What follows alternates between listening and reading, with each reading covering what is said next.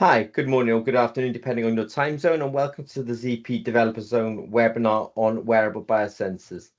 So today, this is really a webinar that we've kind of split in two parts because we used to do what we call IVD, sorry, point of care diagnostics, and we used to do wearables in the same webinar. But we basically realized there was too much content and we needed to split this up. So we have split this up now into two halves. With that said, let me go forward a little bit faster. And so what I'm going to talk about today, as I say, is wearables, so wearable biosensors in particular. I'll do a very quick introduction to ZP, but it's not going to be heavy on the introduction to ZP. I will talk about trends in biosensor. When I say trends in biosensor, I've got some technology in front of me. It's not super critical, but I'll just make these comments and be really quick about it. You know, the trends in biosensors, and I have some slides on this, is gone from point of care diagnostics to wearables, for example. So this is a sort of point of care diagnostic type technology, and this is a wearable technology that you'll see people wearing. And also I'll talk about also microneedles as well that are worn effectively on the wrist. So I will talk about a couple of I should rather say I should talk about lots of wearable technologies today, going from transdermal sensors to microneedle sensors to sweat sensors, also to implantable sensors as well. With that said, let me go forward with the slides a bit faster. We're kind of always conscious that people's time is valuable, so we don't want to essentially waste it. If you're joining late this afternoon, don't worry about it too much. We're definitely recording this, and you can watch the recording later on at your own leisure. We like to do two webinars in the day, in fact, because we like to do one in the morning and one in the afternoon. The one in the morning serves Asia and Europe quite well, for example, and the one in the afternoon serves Europe a bit, and it does serve the USA, Canada, Central America, South America, etc. We will talk about sensors in many configurations this afternoon, from transdermal, microneedle, sweat sensors, and implantable sensors.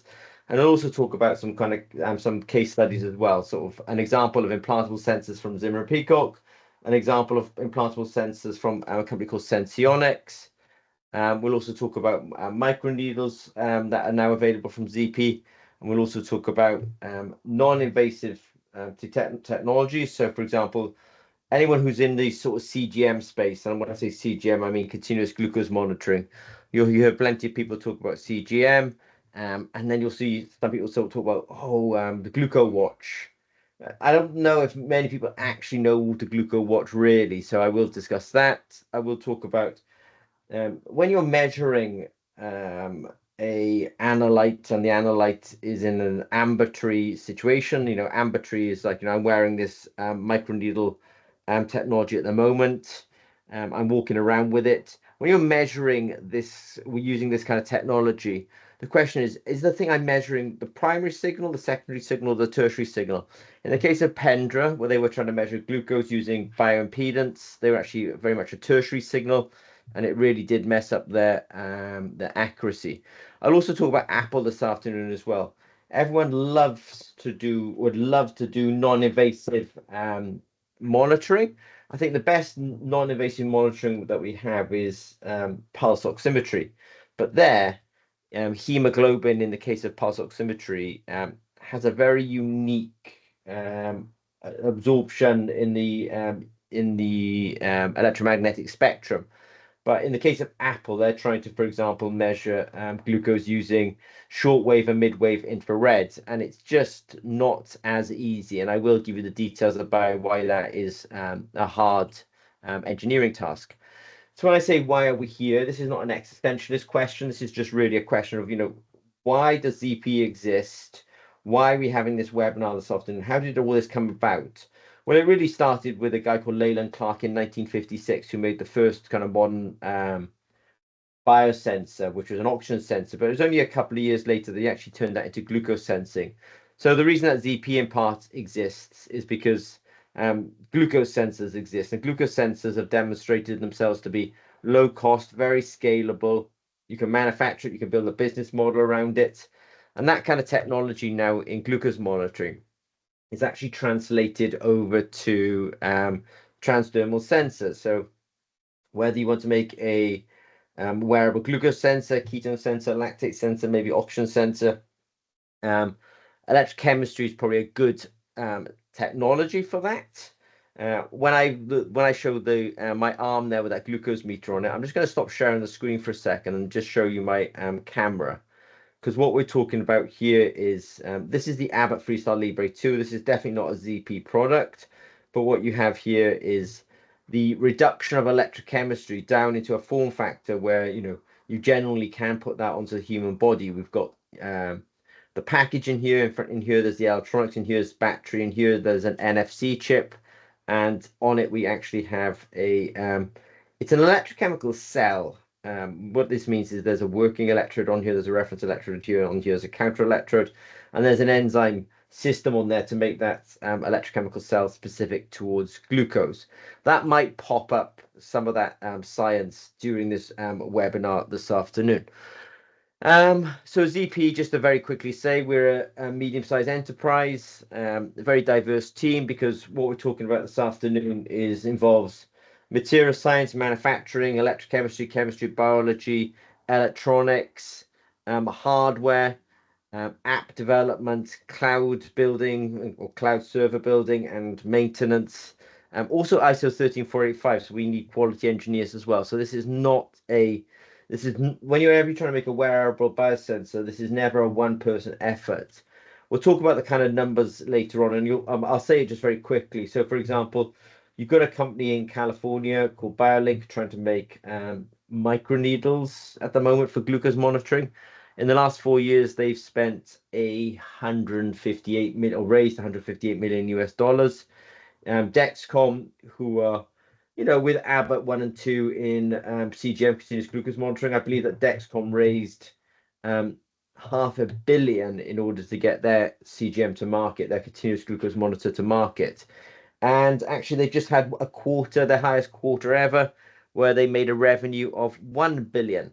So basically in a quarter of a year, they did make 1 billion. But in order to kind of create this platform and this company, they were invested into the level of $500 million. So it's important because people do make inquiries to us, and you've got to understand that how, let's say, expensive and what a diverse team you actually need to do this kind of work. Just to quickly go back to the main to the slides here, rather, I should just say that hello, welcome from ZP. We're 10 years at this moment, or rather, we're 10 years old. And we are ISO 13485, so we are qualified to do the contract development, contract manufacture of electrochemical biosensors. And we do products for R&D, and we also do products for, we do development for companies who want to make wearable biosensors. But when we talk about doing services for companies that want to do wearable biosensors, if I just use this particular watch as a particular example, this will appear later on, but I just want to say it very quickly. What I've got here is a sort of two-part device. This is the reader and the electronics, and this is the sensor itself. And the sensor, for example, takes microneedles. The microneedles actually break the skin. That'll become important in a bit, because I'll talk about the FDA, the Federal Food and Drug Agency, rather, in the USA. And they have put public statements out there, said, look, if you're not breaking the skin on a glucose monitoring technology, then it possibly doesn't work. I have paraphrased that a little bit, but this watch, just to understand costs, this watch has so far had 20 million euros, which is pretty equivalent to 20 million US dollars invested in it so far. And that's still not enough to make it a product that can be on the market. A lot of research papers that you read, I realize that when you read these papers, they'll show a rat or a mouse or something, and they're measuring an analyte. What they don't mention is it's anesthetized. That animal is anesthetized. So most of the time, when you see an image of some sort of animal, let's say, in a scientific paper, you would just make the assumption, oh yeah, there's the animal and they've got a sensor on it. Well, that animal might not actually, when you read the paper, may not have actually been used. It's just for illustrative purposes only. And if it has been used, it's actually anesthetized. So I'll show you data from animals that are not anesthetized, but do understand that whether your interest is ketones, lactate, oxygen, glucose. It's hard effort to do this kind of work, this kind of sensor. You can understand that if it's sitting in my arm and I do that, then that's when I say do that, I mean shake my arm around a bit. It's going to put an artifact into the data. Anyway, we'll get to that in a bit. This whole wearables effort. Now, this slide predates 2018. It's been updated over the years, but the reason that ZP exists is because many people in this world think that we should be decentralizing test. And that has been a bit of a journey. So you had these sort of large analyzers that, you'd put a rack of samples on there, and a sample would be taken and multiple analytes would be measured on that, on that blood draw. Then you would have benchtop systems. This is the Piccolo, which can do, it's mostly used in the veterinary space, though it is also qualified for using it in the humans space. This is a handheld device, nowadays owned by Siemens. It's called the Epoch, and it can do multiple analytes using small cartridges, and the device is fairly handheld. It's quite bulky. And then you start getting down to much smaller much smaller form factors. So most glucose meters, you wouldn't describe them as handheld. You could actually describe them as palm size. They could even be smaller than this, but there's a point at which you don't want to make it any smaller because it's actually hard for, the actual patient to handle. I mean, realistically, this is also a glucose meter, and of course that is absolutely tiny. Even that, it could be smaller. People have obviously put glucose meters into caps this size. So the only reason that you don't want to make them any smaller at that point is because it becomes hard to actually use. And then at one point it got to wearables, and you think, well, okay, wearables is as small as it's going to get. But to be fair, now it's actually got to implantables. So you've got a company called Senseonics. I'll talk about Senseonics in a bit, but Senseonics, for example, are now implanting CGM, continuous glucose monitors, into people. I think that first of all it was 3 months, now it's 6 months, and now I think they've got 12 months approval from the FDA. So what's left to do in continuous monitoring? It's probably to make this continuous monitoring either very non-invasive. So the minimum, I describe these microneedles as being minimally invasive.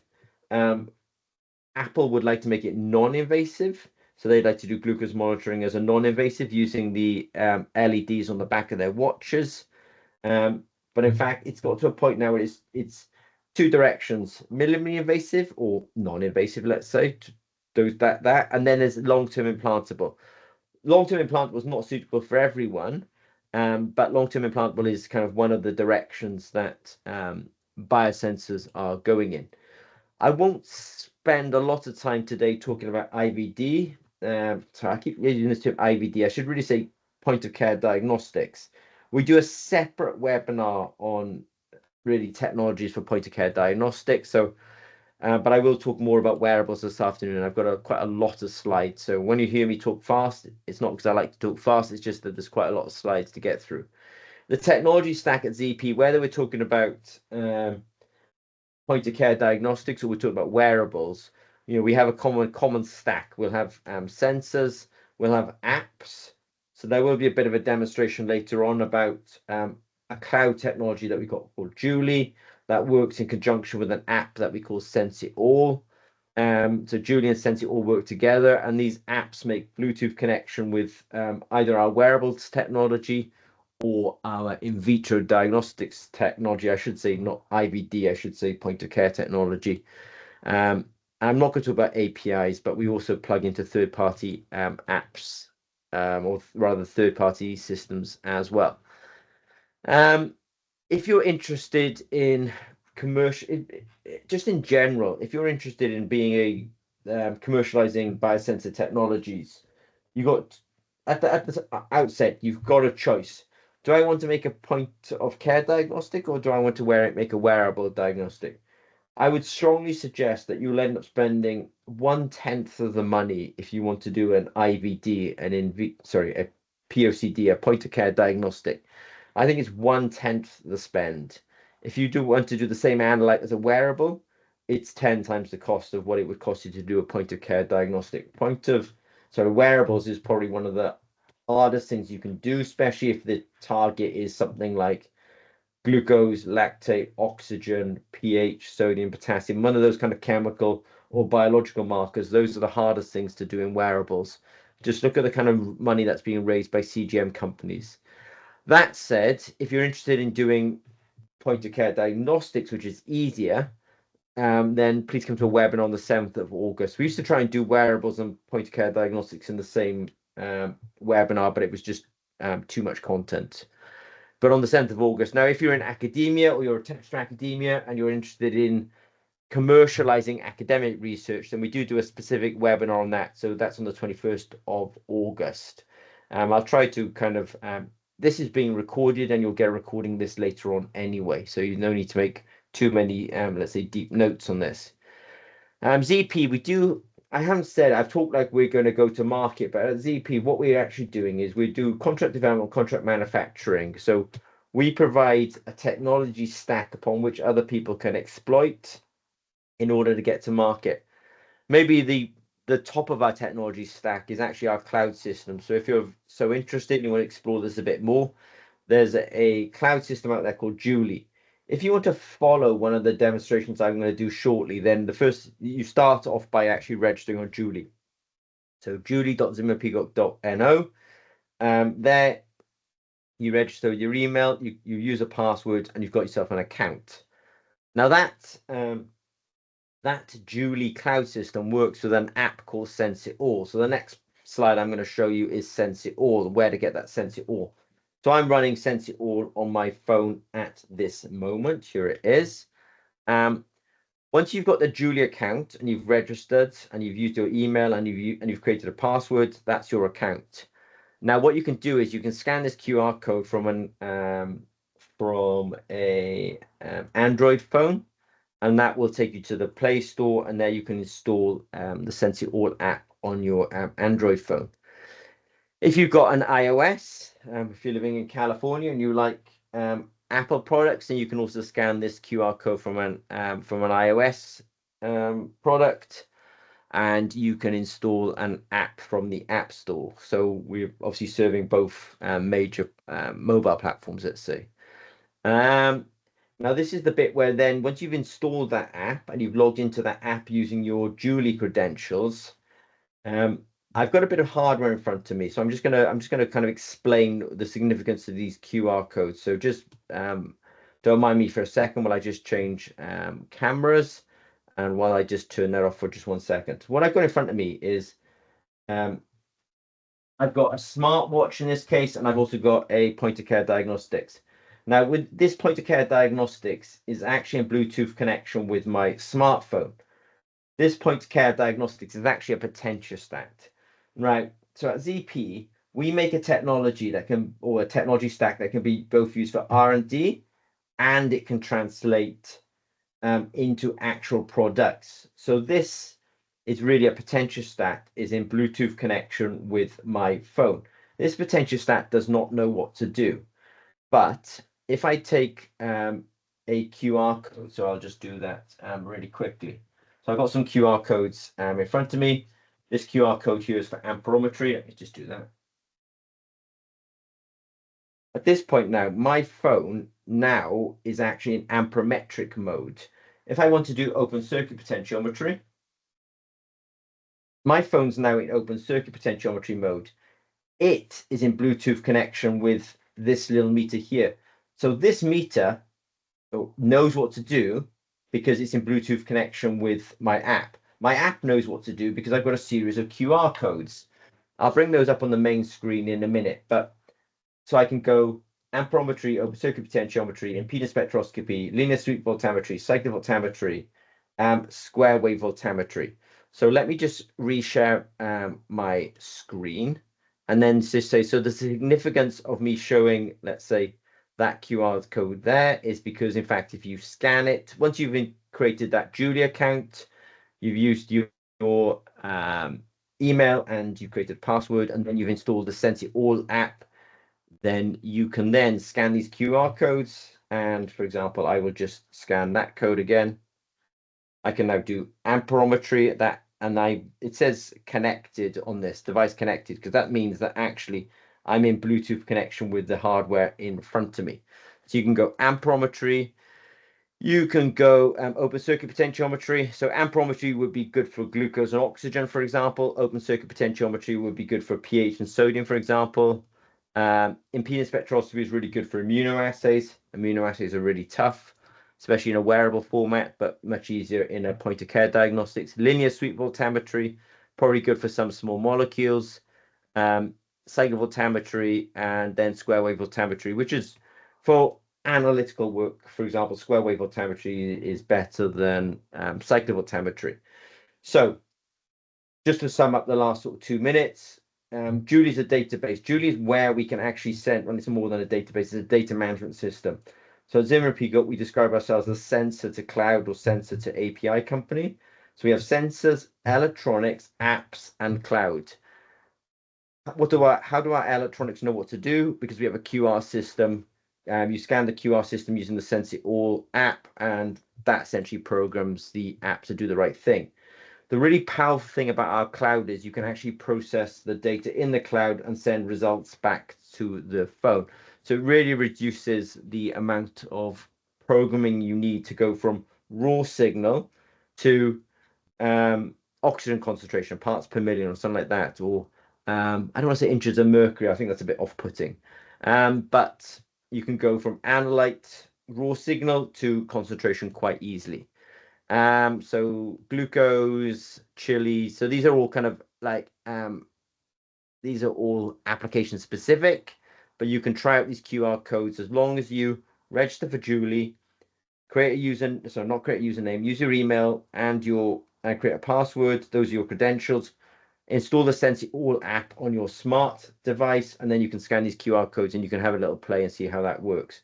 I say here I'm going to do a quick demo. I am going to do a very quick demo because there are a lot of slides essentially to get through. But let me just change screens for a second. I just want to show you real quick this whole idea that ZP. We can go from, I might just take this watch off actually for a second. We can go from sensor to cloud quite readily. Now, we've got lots of form factors at Zimmer Peacock. This is a sensor. This is a sensor. So the form factors look very different, but actually the science that we're using is really consistent. So I'll use this sensor. So here's a sensor. I'll shut it. I'm going to put a sample on it. One of the joys about electrochemistry as a sensing technology is it does not require much sample. So this is 50 microliters, basically a drop. Put that on like that. I realized I just need to, just going to scan a QR code. Yep, I've scanned the QR code, so I've gone into the right mode of operation. And then I'll just hit go to assay, start, and off we go. So I did say that the reason I'm doing this is I'm trying to essentially explain the technology stack. The technology stack is there's at the sort of root of the stack, there's actually a sensor. Above that, then you have the electronics. Those electronics are then in communication with an app. The app is telling the electronics what to do, and the electronics will give the data back to the app, and the app will send it to the cloud. In the cloud, we'll process it and we'll send the result back to the phone. So this is really a full technology stack. So what I'm going to do now is I'm just going to share my screen with you. Let me just yeah, and I'm gonna. So we have a cloud system in the cloud called Julie. It's at julie.zimmerpeacock.no. I will just bring it up now. So I will. So if I share my screen with you, and I will share my screen with you. So I'm just going to go into what's called the. I'm looking for a file. So I go up here. I find my device. I can see that the data has actually gone to the cloud. Now, what's different here is that most of these kind of instruments leave you in a kind of limbo. What I mean by a limbo is they kind of leave you at what I would call technology readiness level number 3, that they would leave you with just raw signal. But this cloud is actually very different because it's actually processed the data. So here, for example, it's given me that this is at 1,746 micromoles. And actually, I can send that back, which is in fact what it's done. It send it back to my phone. So I'll just hold my phone up for a second. That result is actually on my phone. So without me doing anything, it sent the data to the cloud, processed the data in the cloud, and sent the result back to my phone. So if you're doing a different analyte or you've been doing your own work, without coding, you can describe how I'm going to. This is like a data pipeline, basically. I have raw data in. I have pre-processing, so I want to kind of get rid of noise. Noise of the conversation will come up in a bit, actually. I can then say, look, go and look in a certain range, find that signal and apply this formula to that signal, and then turn that signal back into an actual value. So earlier on, I was kind of using the term, this is a cloud's database. This is really not. It's a cloud data management system where raw signal goes up, very powerful. You can appreciate that there's been something like 10 years of work going into this, just in the end to produce a number. But that is the problem that we've been fixing at ZP is, I said that ZP is a contract developer, contract manufacturer. We try to set everything up to make people achieve some sort of MVP, minimally viable product, or minimally viable prototype, as quickly as possible. So that was just a quick demo, let's say, of the technology stack. Now I'll go a bit faster because I want to talk about wearables. So in ZP, we've got a lot of experience on wearables. This is almost in chronological order. The first thing that we ever did, for example, was glucose, then oxygen, lactate, hydrogen peroxide, pH, and down towards things like creatinine at the bottom of this. So this is kind of chronological order. So you can appreciate, just as a way of background, I first worked for a glucose company in about 2000. I first did CGM, continuous glucose monitoring, in about 15 years ago now. So that's about 2009. And at ZP, we've got a lot of experience in wearable sensors, and I'll talk about that experience rather than making the statement. What's really powerful is, we're in a really fortunate time that actually, depending on your target analyte, so if it's oxygen, you could do it by amperometry, you can do it by linear sweep voltammetry, you could use cyclovoltammetry, a bit of an overkill. But whatever your analyte, and therefore whatever the method you want to use, it is fairly straightforward. It is straightforward to do all these methods on circuits that are really, and chipsets that are smaller than the end of my finger. So when I was making that comment earlier on that, actually glucose meters could be much smaller, it's only because people can't handle them. You could make a glucose meter the size of a thumbnail. It's just, to have some of the patient group use a glucose meter that's the size of a thumbnail, it'll be hard for them. So, the glucose meter is the size it is now because in fact it's small enough, but it's not so small that, people can't handle it. Let's talk about configurations. So this is a simplified model of the skin. The outermost layer of your skin is called your dermis. It's called your epidermis, and that's a layer of dead cells. Underneath there, you've got your dermis, and then you've got your subcutaneous tissue.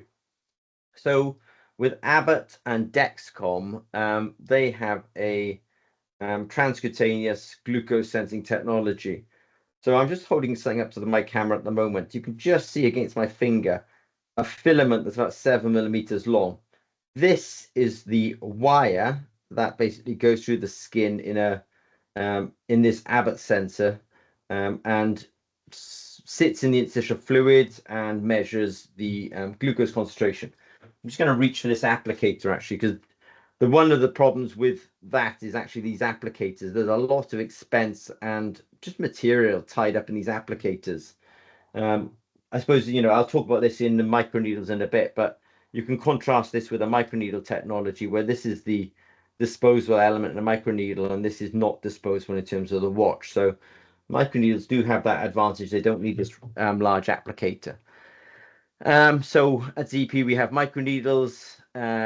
We've also done some sweat work. Sweat work works well, I think, with sodium, potassium, and probably lactate. And we've also done implantable sensors, but I'll also talk about Senseonics too. At least in human implantation of sensors, they're sort of essentially leading the way. Just at ZP, we do have a lot of components. It's probably worth saying that we do have components for people who want to do wearable sensors, but if those components are not clear to you, and the data sheets we've got or the video guidance that we have is not clear enough, what it probably means is that you shouldn't really enter into that project. Most of the time, if people have got a lot of questions in wearables, then really they need to engage us on proper programs which are well funded. But we do put some materials online. It does work with academics because they can kind of read the material, they understand it, and they can kind of get on with it. But if it's not clear, then it probably means you're not really got the right, you can't really just use the components. You have to probably engage with ZP in a properly funded program. And properly funded programs are not small when it comes to wearables. If you've got limited budget, start off doing point of care diagnostics. Don't start off doing wearables. It's a big lift. I've already mentioned that electronics, the fact that the electronics has shrunk hasn't actually changed performance at all. So we're essentially using electronics. So, I've got these, if I just hold this up to my camera, two very different form factors using the same electronics. So the form factor may be different, but the electronics actually stay the same, and we've lost nothing in actually shrinking down the electronics. Some work that we've done in the past, it was quite interesting this morning because in this morning's version of this webinar, we did have somebody who'd recently been visiting the lab of Joseph Wang in the US, and that will become relevant in a minute. But at ZP, we have done a proof of principle where we've actually put lactate sensors onto people or onto volunteers in the company, and we've monitored their lactate. So the data is kind of quite nice. We have a start of somebody measuring a lactate sensor. Then we have the kind of perspiration event, and then the actual, when they go into kind of an anaerobic state, that's when we start to get lactate signal. And we got this very curious dip in our lactate signal. And when I first saw that, we thought that that was due to an error. And then somebody said, oh, it might be microfluidics. And then somebody else said it might be glucagon that's stored around the liver. And I just mentioned Joseph Wang earlier on, and when I read his papers, you also see the same dip in his signal, and it's more than curious that we both have the dip. In fact, I've seen this in other people's work, and this is basically because glucagon is around the liver. When you go into an anaerobic respiration, you sometimes get a second wind, and the second wind is due to the glucagon release, and that's what is happening there. In fact, that you get a slight recovery, but it's only a finite reserve, and when it's depleted, you go back into the lactate state. And we're just going to talk about some case studies, and I'm also going to talk about non-invasive glucose monitoring. As I say, I think the best example of non-invasive monitoring is actually pulse oximetry, but that's a very unique molecule. Otherwise, things like glucose are not particularly unique. So I will talk about implanted sensors, microneedles, and non-invasive. So at ZP, we've got a long history of CGM, continuous glucose monitoring. This is a complete sensing package with a glucose sensor on it, and this actually gets implanted into fish. The reason being is one of our sites is actually in Norway. The second biggest industry in Norway after oil and gas is actually salmon farming. The veterinarians there want to get the most yield out of that salmon. Therefore, they want the fish basically in their best health, and actually putting biosensors into the salmon when they're actually swimming around in these salmon pens is a good way of monitoring the health. So in this particular image, this fish is not dead. This fish is anesthetized. The veterinarian puts the sensor package in there. They suture the fish back together. They close that opening. These two fish are alive, but they're actually fish swimming around now with glucose sensors implanted into them.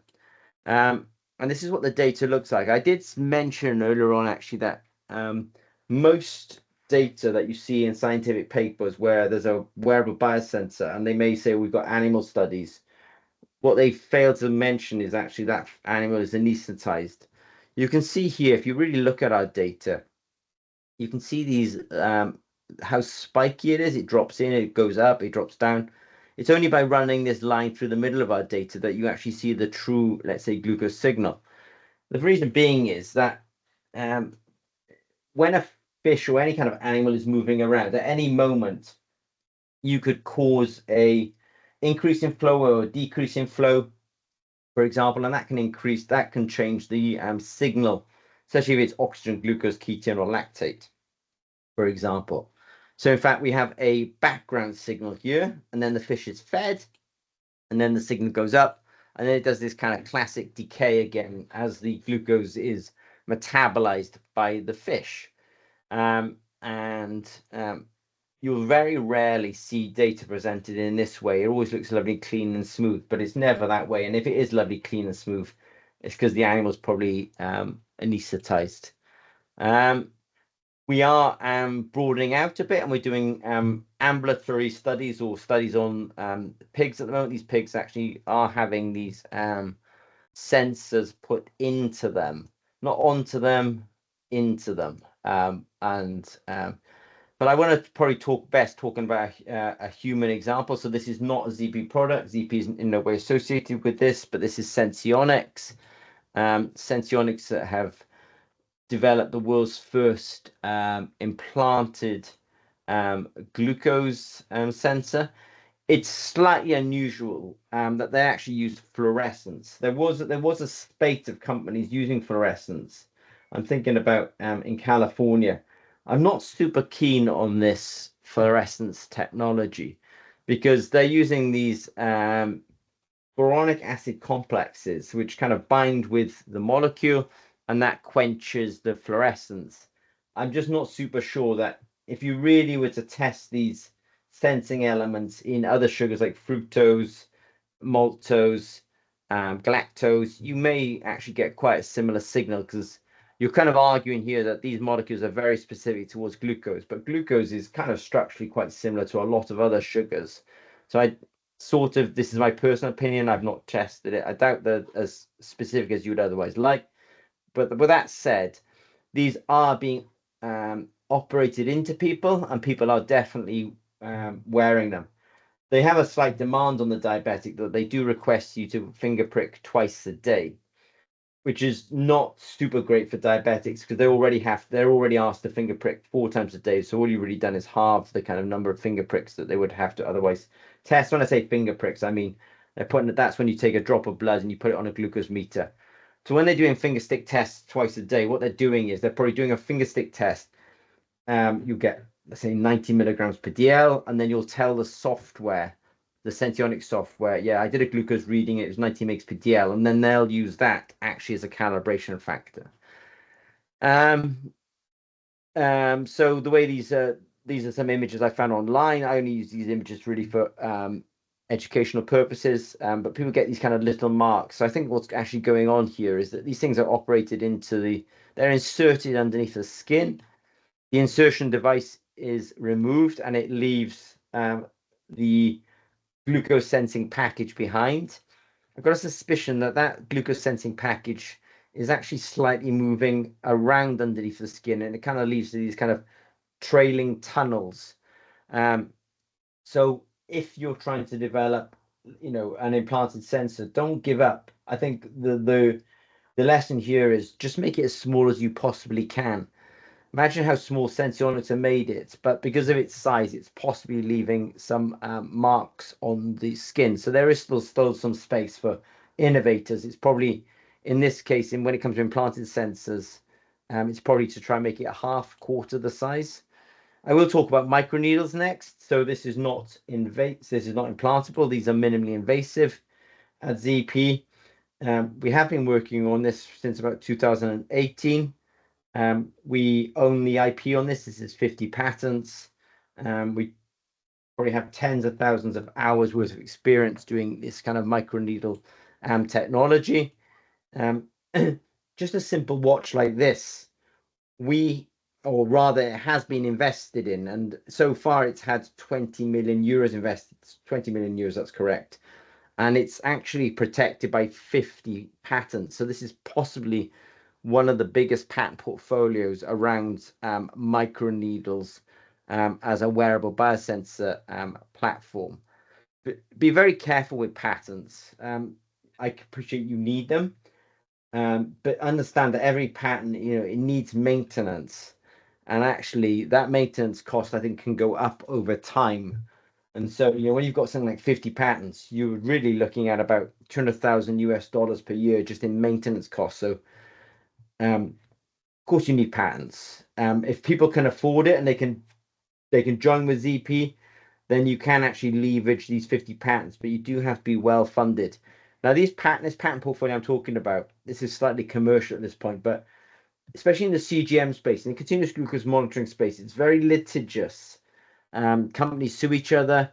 They want to protect their market. So having patents and having a large patent portfolio like 50 patents is not to be dismissed, because in fact it helps with what's called the freedom to operate.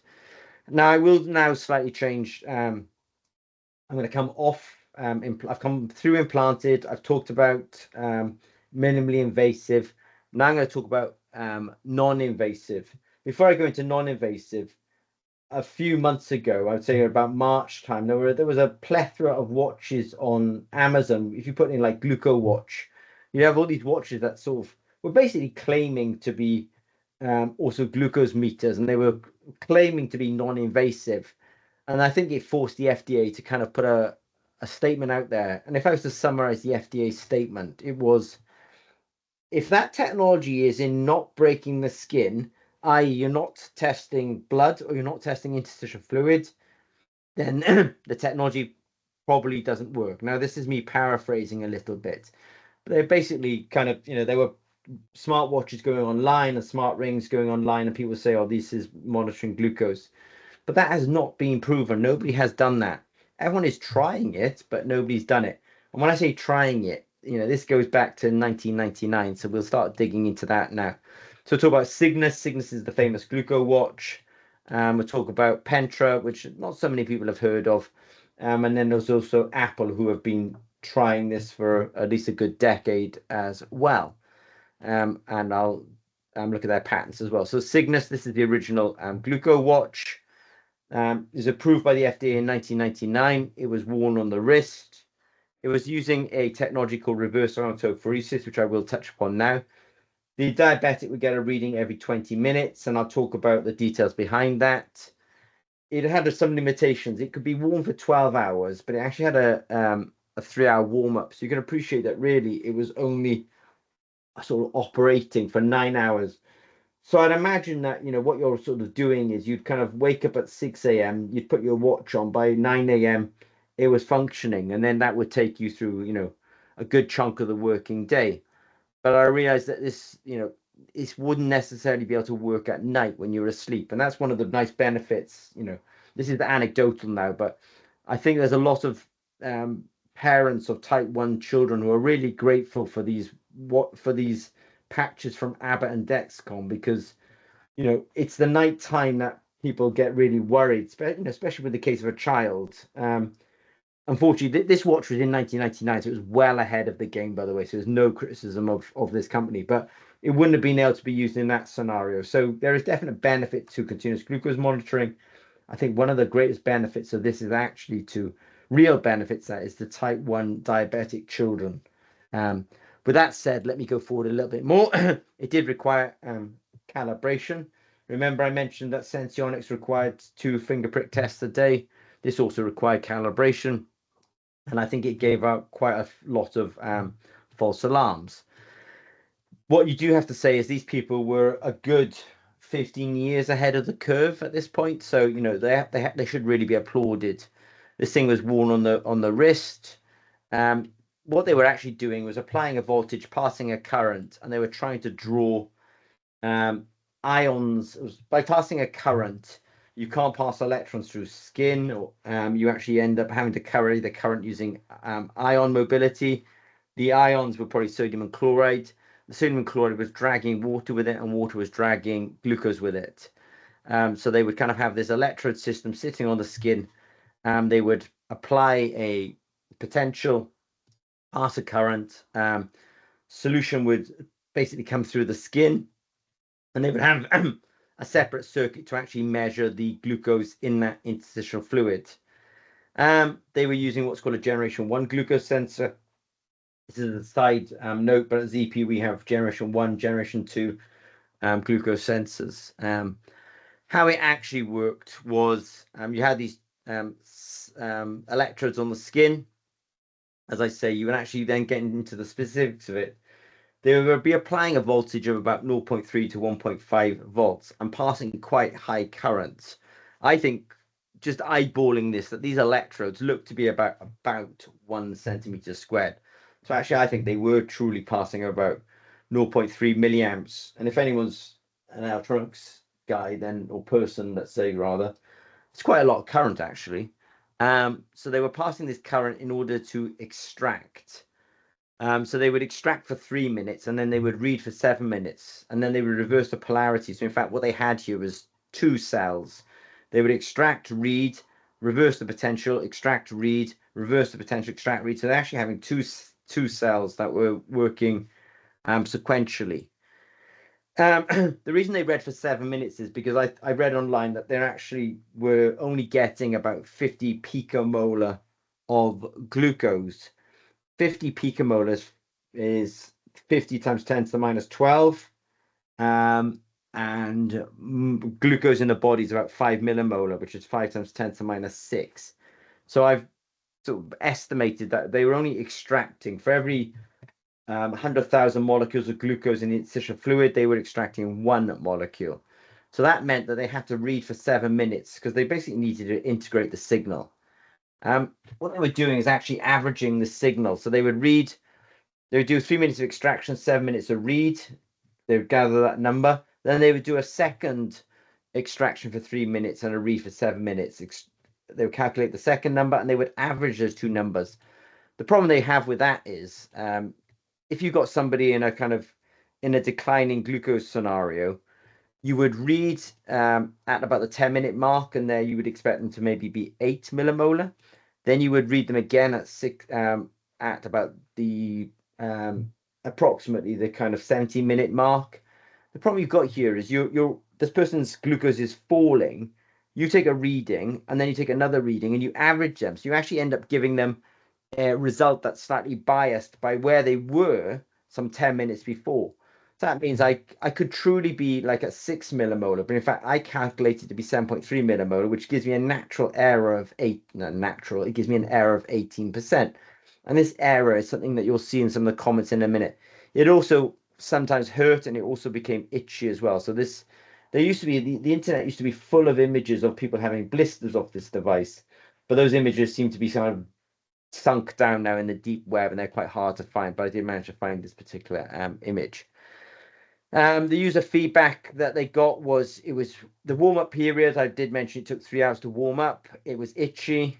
It was inaccurate, and some of these problems were repeated by the feedback. It was also, painful. So unfortunately, the company stopped, the IP was bought up, but now the patents have actually expired. So you do find now that there are companies that are trying to resurrect reverse iontophoresis. It's probably worth revisiting because electronics have moved on a long way since 1999, but I still think it's going to be tough. I'm aware of companies that are doing it, and I'm not getting this sense that they're making a lot of progress at the moment. Pendra, this is a different technology. They were trying to do non-invasive glucose monitoring. They were approved in 2003, just briefly on the Dutch market. They were also doing this acronym SMBG, means self-monitoring blood glucose. So this is a self-monitoring blood glucose. When you've got a glucose meter and a glucose strip, that's sort of self-monitoring blood glucose. So they had a big difference from the point-of-care devices. 52% is quite a big difference. They poorly correlated with actual blood glucose meters. That ideal correlation is 100%. They were 35.1%. And on occasions, they would give not only an accurate answer, but a dangerous inaccurate answer. So, for example, if a diabetic is hypoglycemic, let's say they were 3 millimolar, maybe I know if I did it in different units, 60 milligrams per DL, and you told them they were 120 milligrams per DL, they would think, wow, I'm hypoglycemic. I better take some, I could take some insulin here, but they're truly hypoglycemic. So you're actually then forcing their glucose down even further. And if the glucose goes too far, people will go into coma. And if they don't come out of coma, then unfortunately they will die. So you've got to be really careful. It's not just, you don't have to be 100% accurate. In fact, most blood glucose strips on the market are about 15% accurate. But if you are going to be giving people, you've got to be super careful, because on occasions you can give not only an inaccurate result, but a dangerous inaccurate result. And that's what this Clark Error Grid E really means, that they were giving inaccurate results and they were essentially dangerous. So you've got to stay out of the E zone on the Clark Error Grid. The way this was working, it seemed to be an impedance measurement. So this is bioimpedance. I'm pretty sure that other people are trying this even today. So they're trying to measure, basically use skin or bodily conductivity or impedance to actually correlate with glucose. Now I've read, I've done enough looking around to try and figure out what they were claiming. They were actually claiming that they were measuring the sodium, and then they would claim that the sodium was linked to glucose. I don't know of the validity of this claim that sodium and glucose are heavily correlated. But in fact, if you know your impedance or your spectroscopy, then you know that temperature is a problem. And lo and behold, sweat is a problem, because they need to measure through the skin. But of course, if somebody's, and today it's quite hot in this office actually, and I bet it's pretty hot where you are as well. If it's hot, you're perspiring, and if you're perspiring, then you've got a thin layer of liquid on your skin. And if you've got a couple of electrodes, then though that field is not going through your skin, it's going across the surface of your skin due to conductivity of your sweat. So I can really see why moisture is a real problem. They had problems with perfusion. So, if you've got somebody who's quite healthy, they could have quite a lot of perfusion, i.e. blood flow near the surface of their skin. If somebody is very elderly or just being sedentary, then maybe the perfusion is lower. So they had a few contributions to their signal that were making their signal quite non-specific. And by the way, they also had movement artifacts. I will forgive them for movement artifacts. I showed you some data earlier on of sensors in a fish full of movement artifacts. So, you have to forgive people for that.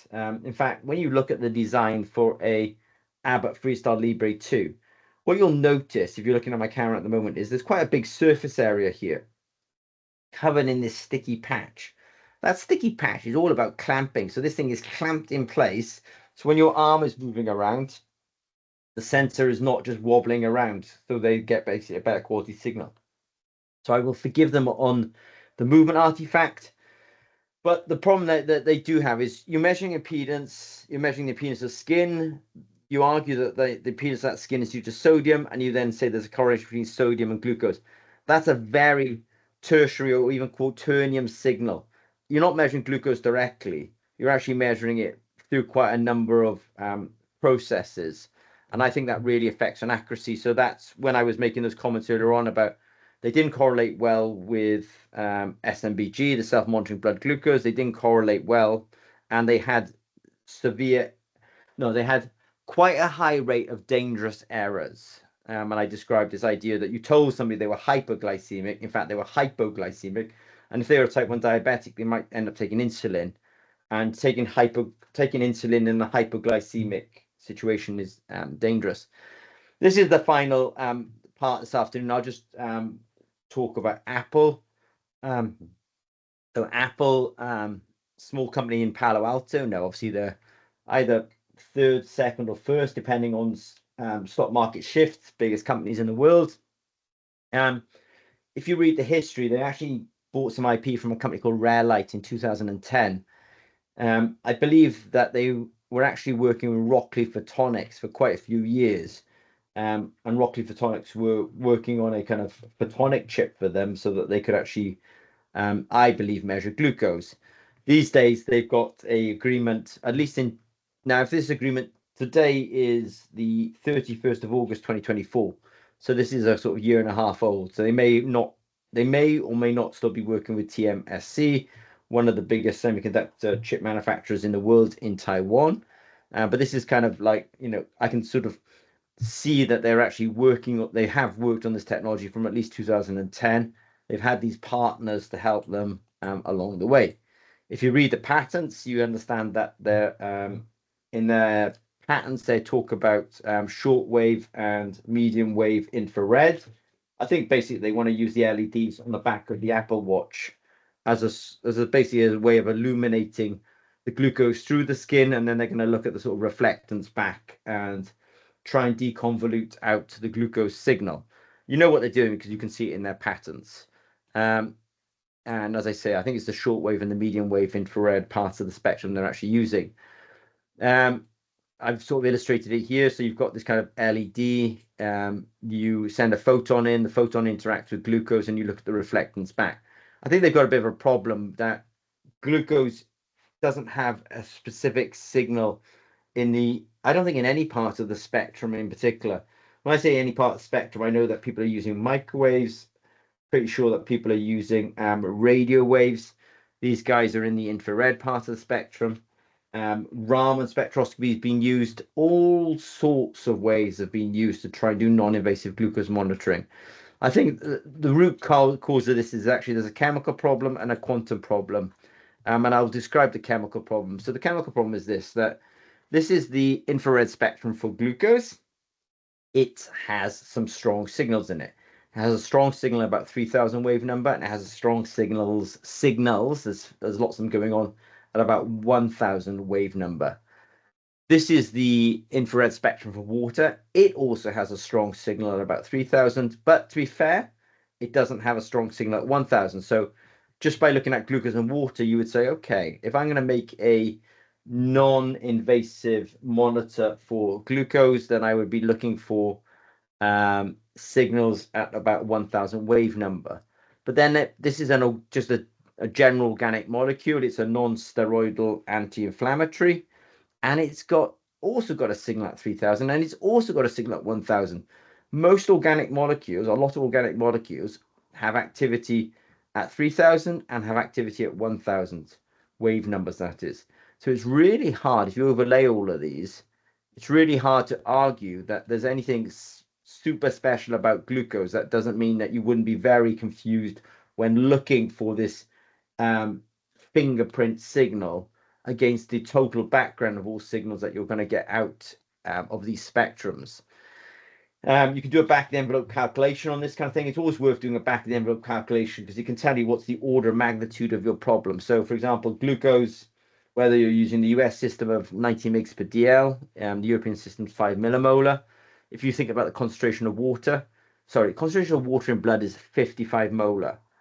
The concentration of glucose in blood is 5 millimolar. Simple maths, that's a ratio of 11,000 water molecules for every 1 glucose. That's just water, by the way.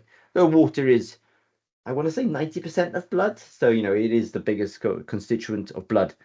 I just sort of made that up, but I just remember vaguely. I think that's approximately what water is. So you've got a chemical problem. Glucose is actually one of the best molecules for detection because of all the molecules in the blood, it's actually one of the highest concentrations. But relative to the background of water, it's not that high. That's why when you think about the Abbott product, they're using an enzyme. Well, the enzyme doesn't care about the water at all. It only cares about the glucose. So there's a sort of specificity in the thing like the Abbott product because of the enzyme in there. The enzyme happens to be called glucose oxidase. But anyway, back to the Apple thing. We were talking about a signal ratio here of 1 to 11,000. There may be a quantum problem as well. That it's not unique that what I mean by this is glucose can absorb infrared spectrum or infrared light, I should say rather. So can water, so can many organic molecules. So I've looked at what's called the extinction coefficient for glucose, and I looked at the extinction coefficient for water. And if I take the extinction coefficient of water and the extinction coefficient for glucose and I times it by the concentrations, then I end up in a situation where I think at best the signal is 1 and the noise is 2,750. Now I think that's at best. Now, obviously these are back of the envelope calculations, but it gives me a sense of the order of magnitude. If I got a noise to signal problem of 1 to 1, 10 to 1, 100 to 1, 1,000 to 1, no, I've probably got something in excess of 2,000 to 1 noise to signal problem. And if you would otherwise, doubt that, then I would say that Apple are probably one of the deepest pockets and biggest spends in R&D in the world, and they've been doing this for a good decade. So I think they have a problem with specificity, and I think they have a problem with signal to noise ratio. In a super biased way, that a ZP, maybe doing complete non-invasive glucose monitoring is really tough. We're biased because we own the IP and the technology on this, would say to people, look, partner with us. And when I say partner with us, it does mean that there has to be some funding to do continuous glucose monitoring using non-invasive needles, because I think just doing it non-invasively is tough, and a lot of people have actually tried. So I think if I was to summarize, then I think it would be wonderful to do non-invasive glucose monitoring, but I think people have been working on this for more than 2 decades, and I think that Apple have been working on this for at least 13 years. So in summary, this is Zimmer and Peacock. We're a medium-sized enterprise with a lot of background in point-of-care diagnostics. If you've got a choice between doing a wearable and doing point-of-care diagnostics, and your budgets are limited, or you want to be quick and you want to get something on the market, choose point-of-care diagnostics. But there is a direction of travel in the technology world, and the first long-term implantable glucose sensor rod is already out there. You've got people now coming like Apple who are definitely, and if they can not bite it, but if they can pull it off, then I think it's a very substantial part of their business. Just to give you some metrics on this, I think I heard the other day that Abbott might make about 5 billion revenue on glucose technologies. So even to a company the size of Apple, these are not insignificant revenues. So with that, I'm just checking the time, 2 minutes past the hour. As I say, I think your most valuable resource is time. So I want to say thank you very much for attending this afternoon. If you've got any questions, or you're well funded and you want to partner with ZP on wearable biosensors, please don't hesitate to reach out to us. Otherwise, I have recorded this. I will send you a copy shortly. Okay, take care and have a good one. Bye-bye.